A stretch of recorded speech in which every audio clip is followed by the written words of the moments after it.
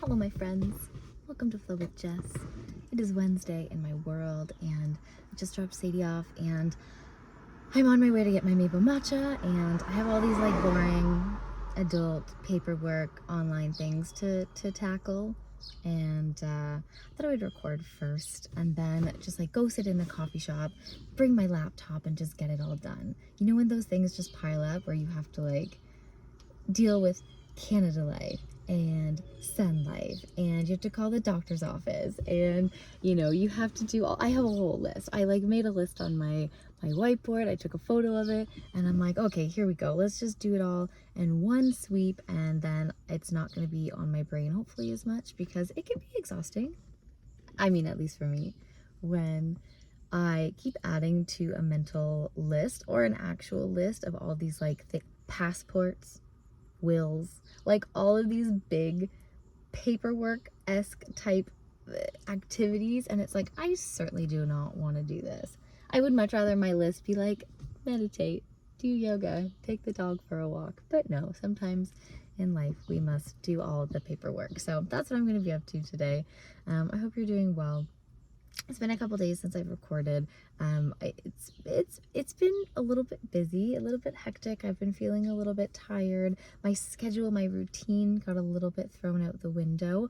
I had to pick up an extra day at work, and that just like really changed the vibe for me. I ended up closing very late one night, and it could have been later, and then I had to be back at work like 6 hours later, and I was there for another 9 hours. So by the time I got home from that day, I was just like, I just didn't have the capacity to really do anything else. And it was a reminder of why my husband and I, like, we created the schedule that we did. We like optimized my working schedule so that I would have so much like a buffer time in between shifts. And as somebody who used to work like as somebody who used to work like all day every day, pick up shifts, working doubles, working like 11 to 11 all the time, I don't know how I did it. I would just like go to bed and then wake up and do it all again, and I was happy about it, and I would always pick up shifts. But certainly not my reality these days. I need a lot more time, I think, to process and to honestly like de-stress. And not that I'm overly stressed these days, which feels really nice, but there's just something about not being your work, and not having work just be your primary identifier in this world, which can be hard, right? When you meet someone and they're like, hey, like, I'm John. Hey, I'm Jess. Nice to meet you. What do you do for a living? It's like, that's just what you say to people. It's not like, tell me about your family. Tell me about your passion projects. Tell me about what makes you like light up in this world. Why do you think you came down to this planet? Tell me about your deepest and darkest traumas. Like, we don't talk about things like that. We're always like, what do you do for work? And we identify people with the job that they have decided to do. And that, I think, is part of the conditioning why we get so attached to titles and salary and things that we do, is because that's how we identify and like categorize people a lot of the time. And like, that kind of sucks. That kind of sucks, right? I think about,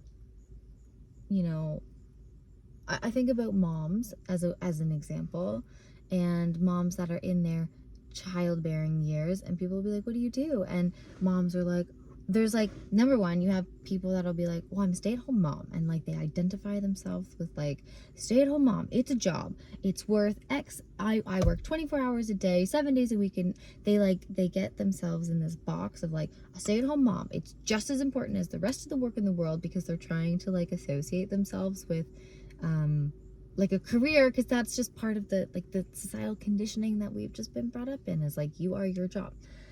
And then there's other moms that are like, well, like, I'm off on mat leave right now, but like, I'm actually a lawyer, and I'm excited to get back, and da-da-da. And you're like fighting the stage that you're in, because you again want to identify yourself with the career of your choice. And this parenting thing is just It doesn't identify you, but you're trying to still identify yourself with something. So you're still identifying yourself with work. And then, I don't know if there's a third option there. There's probably moms that are just like, I don't do anything. I'm a mom. I work sometimes.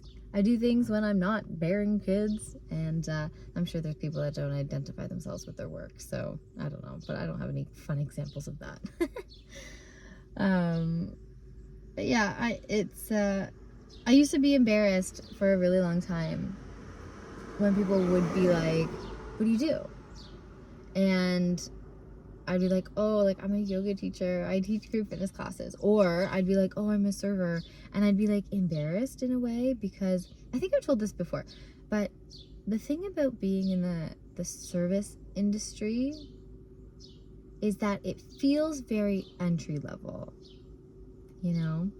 It feels like, oh, you're a yoga teacher. You just like got a little certification and you teach yoga. Like, oh, that's all you do. Or, you know, so it's like, oh, you're a server, you're in your 30s. Like, I thought that was for these young girls, essentially. And obviously it's not. There's so many people, and people make it a lifelong career. But there is this thing about it. And like, there's these like old diners, especially breakfast places. And maybe, I don't know if this is true for everywhere, but like, at least what I've noticed is that a lot of breakfast places, there's a lot of older women who have literally been doing this since they were like 16, and you can tell they're lifers. And I see them and I'm like with as much love, compassion, and like no judgment, because like I've been in it now for 13 years. Like I understand the why behind the doing it, the staying in it, and then the continuing to just simply be in that as a career. Like I totally understand it.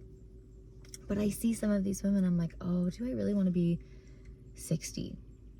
Do I really want to be slinging these drinks? Do I really want to be carrying all this food and like serving people in this way? And I admire them that they have done this, because they've provided for themselves and their families in a really beautiful way, you know. And I know the type of life that they like. I know that they have a lot of time outside of this job, but like there's this identity that comes along with being a lifetime server, and there's something about it that feels, and like, you know me, I'm a little bit obsessed with like growth and development, and that's just me. I'm not the type of person, at least up until this point, that I've been able to consistently stay in a job for like a decade or more. I mean, I've done this, but I've gone, you know, different restaurants. I've gone in and out of it. I've done, you know, different things in between going back to serving, but serving's always just been this beautiful thing that has supported me for my entire working career.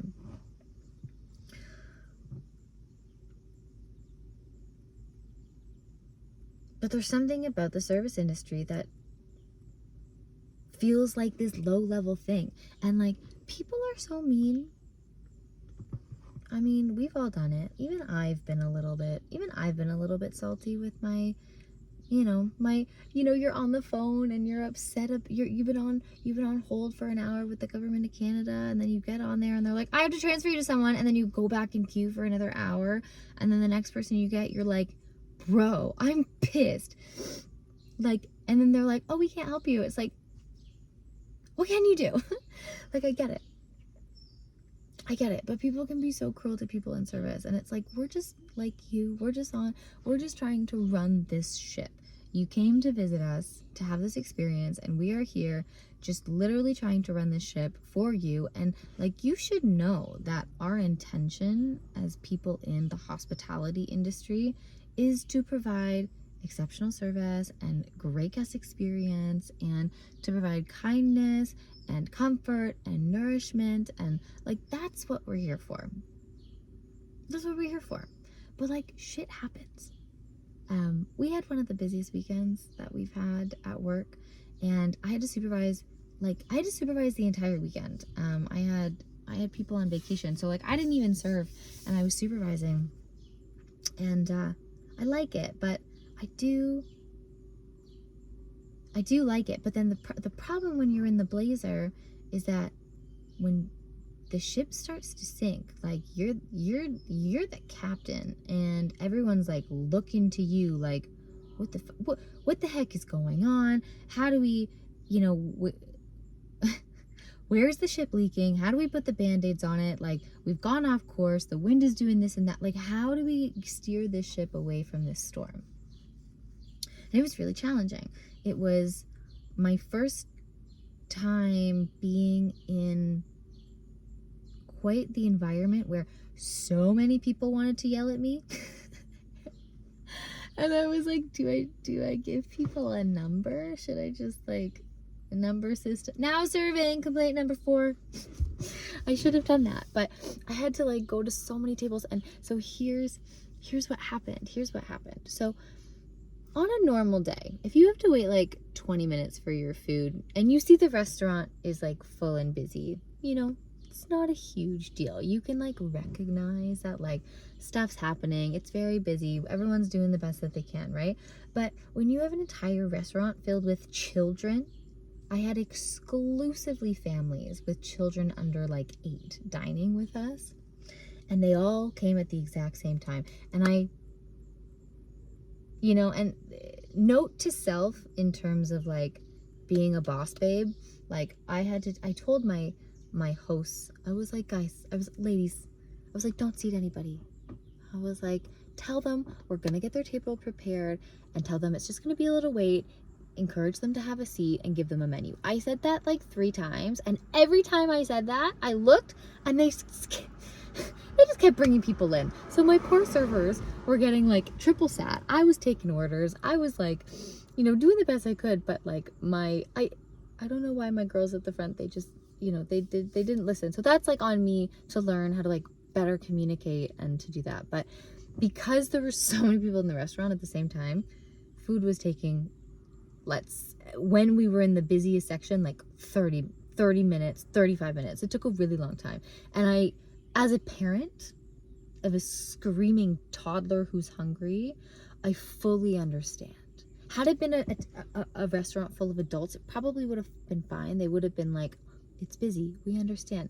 But all of these children were so hungry, and then all of the parents were so pissed at me because the food was taking a long time, and they have these hungry kids, and everyone was being so mean. And I'm like, listen, I know, I understand the position you're in, but like, people just wanted to like berate me and berate the restaurant. And I just wish in those moments that I could say to them, like, sir, I know, we know, we're doing everything we can. Like, your complaint has been heard, and I don't know what you're getting out of this. Like, as somebody I have played around with this concept for a very, very long time. And this can relate to when you're having hard conversations with parents and people. When you feel like somebody has wronged you, you want to tell them. You want to like spit poison at them. You want them to feel the poison that you are feeling. You want to like release it from your body. How many times have you trauma dumped on someone because you were feeling all of the feelings, and you're like, I feel better, because you spit your poison out on them? And okay, 2 points. It can feel better, but when you do that, but like the recognition that you are now spreading that garbage to people, it's like, you got to be really careful about that. Energy is so precious. And I feel like I felt okay after the day. I felt pretty bubbled around it, like nothing really penetrated, but a lot of the time it can. And it can be really hard when people are like constantly like getting upset with you and getting angry at you about the same thing, and you have the exact same position on the entire thing, which is like, I'm sorry you have hungry kids. Like, I completely understand you. Like, it's shitty that this is taking so long. Like, I get it, but like, I can't go behind the curtain and make it I just can't do anything. Like, they're doing the best that they can, and in this moment, the only thing you want is your meal. And I simply cannot get that for you until it is ready. I just can't. So you yelling at me and being very upset with me, it's like, is it truly making you feel better? Because, oh, and here's my other point. So, you know, when, again, I would say more like friends and family, when there's like this like tension, there's this buildup and you want to like talk to people about the ways that people have hurt you. I don't know if anyone's ever had this experience, but I've done this a couple times where I felt wronged or hurt, or like I've been triggered and I've wanted to tell the person that they've triggered me. And then it like shocks them because they didn't realize that they did that. And then it made them feel like an absolute jerk. And or they got so defensive that they then started like defending themselves. And then it just became like a back and forth argument. And then you don't feel good anyways. And there's almost something to be said, and I don't believe that you should like, I've never been a fan of like pushing emotions down. I think that you need to be able to feel them and process them. But I think it's pretty fair to say that if somebody triggers you, it's more about you than them.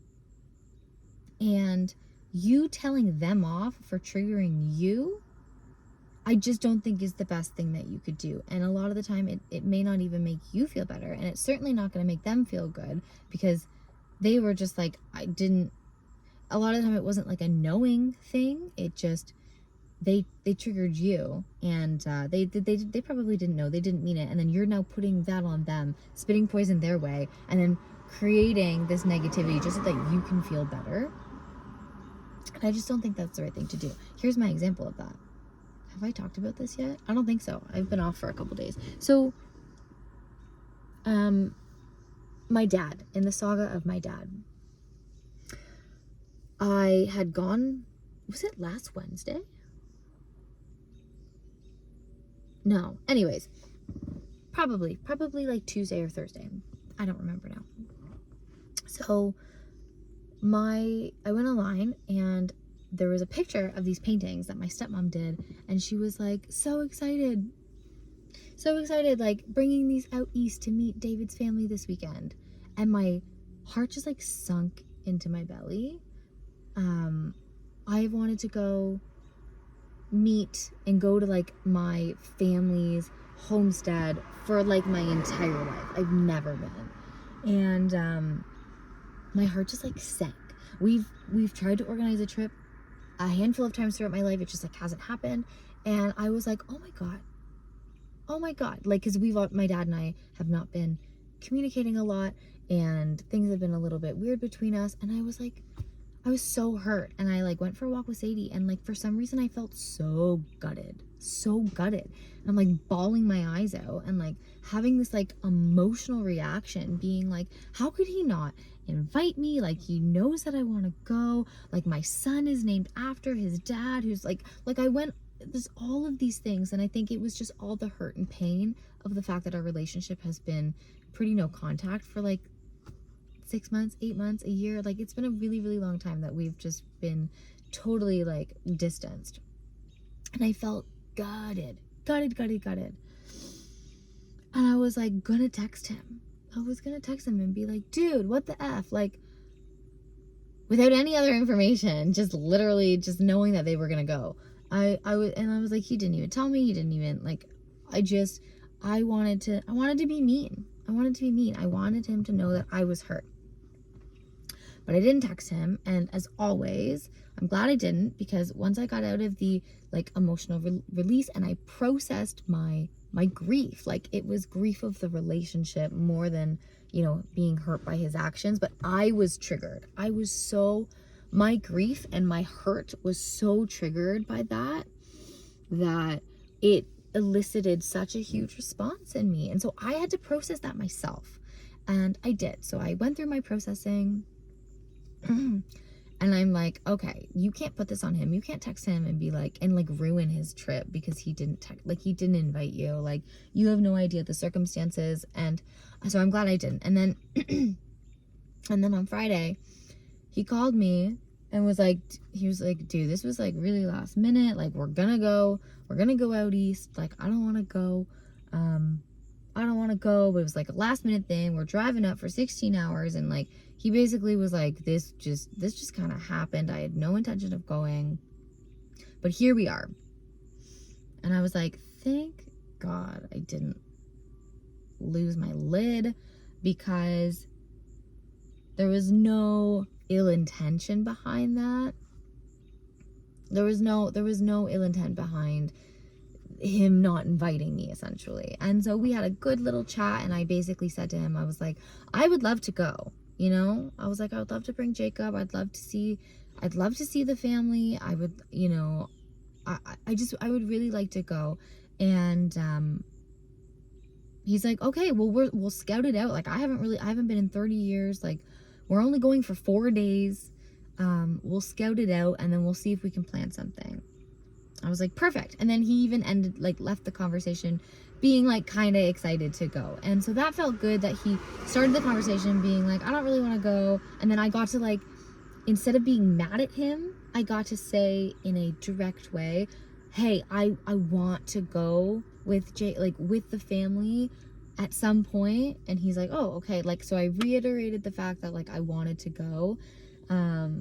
And then we got to basically be like, I think it's going to be a good time. He's like, yeah, you know what? I think it's going to be all right. So that, like, resolved really nicely. But I think it was the perfect example of how it can be really easy to have a knee-jerk emotional reaction when you get triggered and then, like, try to spit it at someone. And, like, that could have been disastrous, because I would have texted him. He would have been like, what the, like, whoa, where did this come from? Because it triggered, he didn't even do anything. But I was just triggered by some grief and had the reaction that I did. So, like, I had to process it myself, you know, tie it up with a beautiful bow. And then I was able to have a conversation about an unmet need. And then that would be, you know, able to move forward. So that was a really good lesson. That was a really good lesson. So, life. Anyways, I really want my matcha, and I'm, as always, really happy to be here. And I'm very happy that you're here. Thank you so much for listening. Thank you so much for watching. I'm gonna get back to some comments today, friend. I know you're listening. Thank you so much to you specifically. Oh, you know what? I'm just gonna say this here, because you're probably the only one watching to this end. I'm super interested, now that you're rewatching this entire series, if you feel up to it, I'm, like, super fascinated to know kind of what it's been like from, like, start to finish. Like, you're now seeing, like, you're now listening to, like, literally the last 10 months of my life in, like, a short amount of time. And I'm just curious if there's any themes or things that have, like, stuck out to you, or any, like, epiphanies or anything that have just, like, struck you about this series, or just your general thoughts, because I have actually been considering re-listen, though we'll see. It feels like I don't know how many hours of content have been posted at this point, but I think it would be kind of fun to, like, restart from the beginning. And like I said, like I used to say all the time, like, this is, at the end of the day, like a diary. And I used to go back, and so, like, I stopped doing the moon phases, but what I would do is I would, like, if stuff was happening, I would go back to, 4 weeks ago. So I would check out the videos that were around the same time the month before, or ever since I passed 6 months, I went back to the 6 months opposing. So if there was a new moon, I would go to the full moon in the same sign 6 months previous. And I would try to be like, what was I talking about during those times, to, like, figure out themes. But I'm curious if any of those have, like, come through to you, and, like, what that experience has been like from start to now. Because I feel like a lot has changed, but also, like, not a lot has changed. I'm still just sitting here talking about life, love, philosophy, and everything in between. So anyways, thank you, truly. I'm gonna get going, and I will see you all soon. Mwah.